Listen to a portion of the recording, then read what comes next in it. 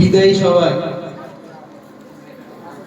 সকলকে, সমস্ত শিক্ষক শিক্ষিকা ছাত্রছাত্রীবৃন্দ সবাইকে আমি আন্তরিকভাবে অভিনন্দন এবং শুভেচ্ছা শুভকামনা। যারা আমাদের এই স্কুল থেকে সেন্টার ক্যান্ডিডেট অর্থাৎ আগামী দিনের মাধ্যমিক পরীক্ষায় বসবে তাদের জন্য আমার আন্তরিক শুভকামনা এবং দোয়া আশীর্বাদ।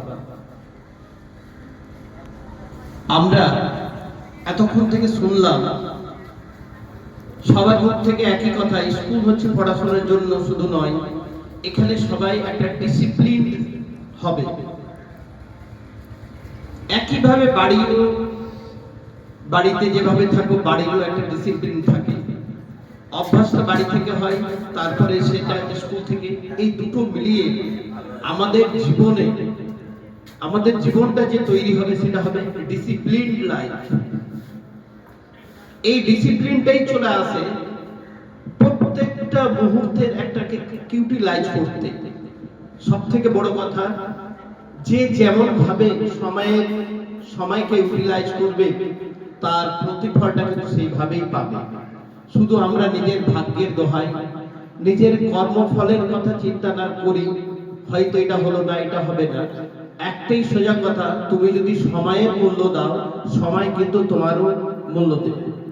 এতদিন তোমরা যেভাবে কেউ নার্সারি থেকে শুরু করে আজকে 10ম শ্রেণী পর্যন্ত পড়াশোনা করেছো, যারা যেভাবে সময়ের মূল্য দিয়েছো, ঠিক একইভাবে তার ডিভিডেন্ড আকারে তোমাকে সেই মূল্যটা দেবে। আমরা পরিষ্কার কথা, আমরা যতই দোয়া আশীর্বাদ শুভকামনা যাই করি, এটাই হচ্ছে একেবারে অপ্রিয় সত্য কথা। স্যার দোয়া করবেন, স্যার একটু আশীর্বাদ করবেন যাতে পরীক্ষায় ভালো করি। নিজে বলতে হবে যে আমি কতটা পড়াশোনা করেছি, কতটা নিজেকে তৈরি করতে পেরেছি।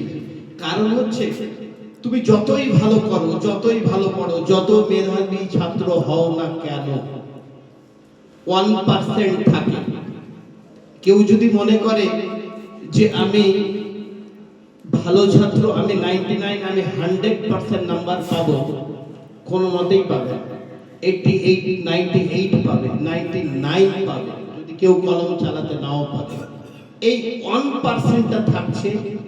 স্যার আশীর্বাদ করবেন, স্যার দোয়া করবেন, বাবা মা দোয়া করবেন। এই গুরুজনদের আশীর্বাদটার জন্য তোমার 1% রেজাল্ট,